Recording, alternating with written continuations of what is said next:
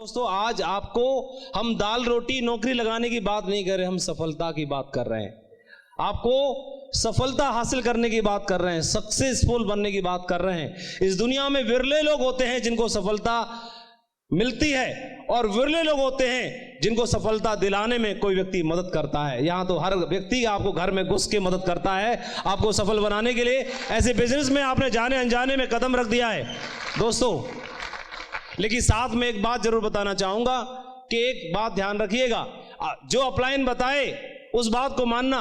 लेकिन कई लोग क्या करते हैं, जितना खुद को अच्छा लगता है उतनी बात मानते हैं। एक बार की बात है, मुल्ला नसरुद्दीन जी का नाम आपने सुना होगा। तो मुल्ला नसरुद्दीन बैठ के शराब पी रहे थे, उनके दोस्त सामने थे। उन्होंने बोला, अरे मुल्ला जी, नसरुद्दीन जी, आप शराब क्यों पी रहे हो? आप तो कुरान शरीफ पढ़ते हो, तो कुरान में साफ मना लिखा है। तो नसरुद्दीन बोले कि नहीं नहीं, जो कुरान में लिखा है मैं वही अमल कर रहा हूं। बोले यही बात तो गलत है, वो कुरान में लिखा है पी, तो ये जितनी पीनी है पी, इसलिए मैं पी रहा हूं। तो तुरंत उनके दोस्त ने बात बोली, नहीं नहीं नहीं नहीं, उसके आगे भी लिखा है, आप आधी बात बोल रहे हो। उसके आगे लिखा है कि अगर पिएगा तो तुझे घोर नरक की अग्नि में जाना पड़ेगा, सड़ना पड़ेगा। तो तुरंत बोले मुल्ला नसरुद्दीन कि सारी कुरान शरीफ मैं ही अमल कर लूं। मतलब एक बात बता, मतलब अरे हर आदमी की अपनी अपनी कैपेसिटी होती है कि नहीं? तो जितनी मेरी है उतनी मैं कर रहा हूं, बाकी तुम कर लो। तो ऐसे ही कई सारे रहते हैं, वो अपने अपने हिसाब से मजे ले लेते हैं और बोला अपलाइन की ये वाली बात मानूंगा और ये वाली नहीं मानूंगा। अरे माननी तो पूरी माननी है भाई, तो पूरी मानने के लिए तैयार है। जो सिस्टम पर खरी उतरती है उसे तो मानना ही है। कुछ समय पहले की बात है, एक बहुत भिक्षु थे, बहुत ऊंचे लेवल के सन्यासी। तो अपने जीवन में उन्होंने बहुत सारा ज्ञान अर्जित किया और उनके दिमाग में एक ही बात थी, जिस तरह से मैंने ये ज्ञान प्राप्त किया है, मैंने अपने आप को जाना है, तो मैं भी ज्यादा से ज्यादा लोगों को समझा सकूं, बता सकूं। और इसके लिए उन्होंने भी अपने आश्रम में बहुत सारे अपने शिष्य थे, उनको शिक्षा देने की शुरुआत कर दी। और करीब जीवन में 25 साल तक उन्होंने शिक्षा दी और जीवन का उनको लगा कि मेरा अंतिम समय आ गया है। तो उन्होंने अपने सभी शिष्यों को बुलाया और बुलाने के बाद एक बात बोली कि मेरा निर्वाण प्राप्ति का समय आ गया, मोक्ष प्राप्ति का मेरा समय आ गया है। और आप सभी ने 25 वर्ष तक मेरी खूब सेवा की, मैं आज बहुत ही खुश हूं, प्रसन्न हूं। और मैं चाहता हूं कि मैंने आपको जो ज्ञान तो दिया ही, लेकिन मैं चाहता हूं कि आप में से जो लोग भी इच्छुक हैं उनको मैं सीधा ज्ञान तो छोड़ो, सीधा मोक्ष ही प्राप्त करा देता हूं। मैं तो मोक्ष प्राप्ति के लिए जा रहा हूं, आज ही मैं मोक्ष प्राप्त कर रहा हूं। और आप में से जो जो चाहे, मैं आपको सबको डायरेक्ट मेरा हाथ पकड़ो और डायरेक्ट मैं आपको मोक्ष प्राप्ति करा देता हूं, लेके चलता हूं। तो गुरुजी ऐसे सोच रहे थे कि एक भी मानेगा नहीं, सारे मोक्ष प्राप्त करने के लिए पीछे पड़ेंगे। तो उसमें से किसी ने भी हाथ खड़ा नहीं किया। फिर एक चुपके से आधा हाथ खड़ा हुआ, बोला गुरुजी गलत मत समझ लेना, मैं मोक्ष प्राप्ति के लिए हाथ नहीं खड़ा किया, तो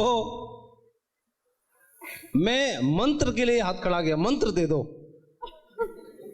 मतलब मोक्ष प्राप्ति नहीं चाहिए, मंत्र चाहिए मोक्ष प्राप्ति का, ताकि जब हमारा मन करे, अभी तो हम नए नए हैं, तब मन करे तब हम मोक्ष प्राप्त कर लेंगे, निर्वाण प्राप्ति कर लेंगे।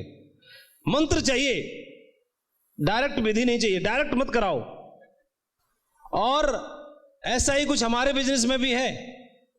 हमने काम करने की शुरुआत की और हमने खूब सारे लोगों को देखा, हर आदमी आता और यहां पर मंत्र मांगता है, सर डायमंड बनने का मंत्र दे दो। फिर मैंने सोचा कि चलो मैं मंत्र दे ही देता हूं। फिर मैंने पीछे दिमाग घुमाया, लेकिन मैं मंत्र दूं कैसे? मेरी अपलाइन ने तो मुझे भी मंत्र कोई दिया ही नहीं आज तक। मैं डायमंड बन गया लेकिन मंत्र मुझे मिला नहीं। और मैंने अपनी अपलाइनों को न तो मंत्र देते देखा और ना ही मंत्र लेते देखा, सीधा हाथ पकड़ के डायमंड बनाते हुए जरूर देखा। और दोस्तों, यहां पर कोई भी मंत्र नहीं है डायमंड बनने का, सीधी विधि है। अपलाइन का हाथ पकड़ो और सीधे डायरेक्ट डायमंड बनो। तो डायरेक्ट डायमंड बनने के लिए तैयार है? डायरेक्ट डायमंड, मंत्र का कोई चक्कर नहीं। अगर आप डायमंड बनना चाहते हैं तो किसी भी परिस्थिति में क्विट करने के बारे में कभी सोचना नहीं। पहली बात, नेवर क्विट, कभी हमें क्विट नहीं करना। अगर हम क्विट कर गए, इस रास्ते से हट गए, तो धीमे धीमे ही चलते तो शायद हम मंजिल तक जरूर पहुंचते। कोई 1 साल में, कोई 2 साल में, कोई 3 साल में, कोई 10 साल में पहुंचेगा जरूर। जो उस रास्ते पर है, धीमे चल रहा है लेकिन पहुंचेगा जरूर। लेकिन जो रास्ते से हट गया, उसने सरेंडर कर दिया, क्विट कर दिया, तो अगले जीवन के 40 सालों में भी, 50 सालों में भी, अंतिम समय तक भी उस रास्ते की, उस मंजिल को वो तय नहीं कर पाएगा। तो इस बिजनेस का सबसे बड़ा महामंत्र एक ही है कि आपको सबसे पहले इस रास्ते से क्विट नहीं करना। आप मंजिल की बात करते हैं, आप सिल्वर, गोल्ड, रूबी, डायमंड की बात मत सोचिए दोस्तों। आपको जीवन में बहुत बड़ी सक्सेस मिल सकती है, पहली चीज। दूसरी चीज, जब आप इस रास्ते पर चलेंगे तो धीरे धीरे ही चलो, कोई दिक्कत नहीं है। वैसे एक बहुत बड़े सफल व्यक्ति ने बोला है कि जब आपको सफलता रूपी रास्ता मिल जाए तो उस पर उड़ो, और उड़ ना पाए तो दौड़ो, और दौड़ ना पाए तो चलो, और चल ना पाए तो घिसटो, लेकिन ऐसा करना जरूर, क्योंकि सफलता अगर आपने एक बार जीवन में अर्जित कर ली तो जीवन आपका धन्य हो जाता है। ऐसा उन्होंने बोला। लेकिन मेरे को ऐसे लगता है, मैंने एक बात बताई आपको, उस पर चलना, हटना नहीं। दूसरी बात बताई, उस रास्ते पर आपसे आगे भी कुछ लोग चल रहे होंगे। जिस रास्ते पर आपने चलना शुरू किया, उस पर आपसे आगे भी कुछ लोग चल रहे हैं, और वो जो लोग चल रहे हैं तो उनमें देखिए कि जो लोग अच्छे से चल पा रहे हैं, जो एक्टिव लीडर्स हैं और आपके अपलाइन में आते हैं, बस उनकी कॉपी करते रहनी है। ठीक उस तरह से जब दिसंबर या जनवरी के महीने में बहुत सारा घना कोहरा होता है, रास्ते पे धुंध होती है, दिखाई नहीं देता, और रात में अगर गाड़ियां चल रही हैं, कुछ समझ नहीं आ रहा, तो रोड से गाड़ी इधर गड्ढे में भी जा सकती है। लेकिन आगे चलने वाली जो गाड़ी होती है, तो पीछे वाली गाड़ियां उस गाड़ी के पीछे अपनी गाड़ी को लगा लेती हैं, और आगे वाली गाड़ी सक्सेसफुली आगे चल रही है तो पीछे पीछे वाली गाड़ियां आराम से, धीमे धीमे ही रफ्तार में सही, लेकिन धीमे धीमे करके अपनी मंजिल तक पहुंच जाती हैं। ये बिजनेस भी ठीक ऐसा ही है, डायमंड बनने का। क्योंकि जब हमने डायमंड बनने की शुरुआत की तो हमने तो सिल्वर बनने की शुरुआत की। सिल्वर बनने के बाद दिमाग में आया चलो गोल्ड बना जाए, फिर गोल्ड बने तो गोल्ड बनने के बाद दिमाग में आया चलो पर्ल बना जाए, पर्ल के बाद टोपाज बना जाए, टोपाज भी बन गए तो अपलाइन ने बोला फटाक से आप एमरल्ड बनिए, फिर उसके बाद में फिर एमरल्ड के बाद रूबी बना जाए, फिर डायमंड बना जाए। डायमंड बन गए तो लगा कि डायमंड, अरे खेल खेल में मजे मजे में हम डायमंड बन गए, लेकिन डायमंड बनने में तो बहुत मजा है, खूब सारा पैसा है, खूब प्यार मान सम्मान भी है, खूब कार वार घर में, ये सारी खुशियां भी हैं। तो चलो क्यों ना दूसरों को भी बनाया जाए। दूसरों को भी बनाने की, हम तो बनाने वाले कौन होते हैं, बनाने वाला तो ऊपर वाला ही है कि नहीं?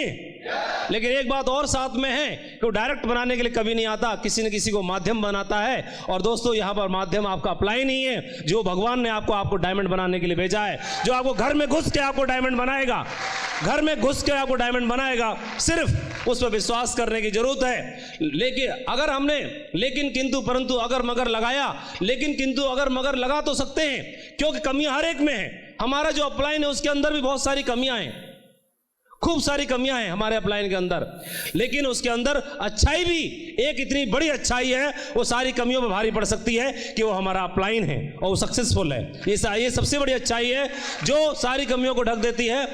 भरोसा करो दोस्तों, ये सिस्टम बहुत मजबूत है, और आप मेंटर चुन लिया आपने, जो आपको बात समझ में आ गई कि ये व्यक्ति मेरा भला कर सकता है, कुछ दिनों से भरोसा करिए, आपकी जिंदगी में बहुत बड़ा बदलाव आ सकता है। मैं उन्हीं लोगों में से एक हूं जिन्होंने अपनी अपलाइन को माना, अपलाइन को माना, उनकी बात को माना, और इस बिजनेस पे मैंने भरोसा किया, अपने आप पे भरोसा किया, काम करने की शुरुआत की, और इतना बड़ा कारवां बन गया।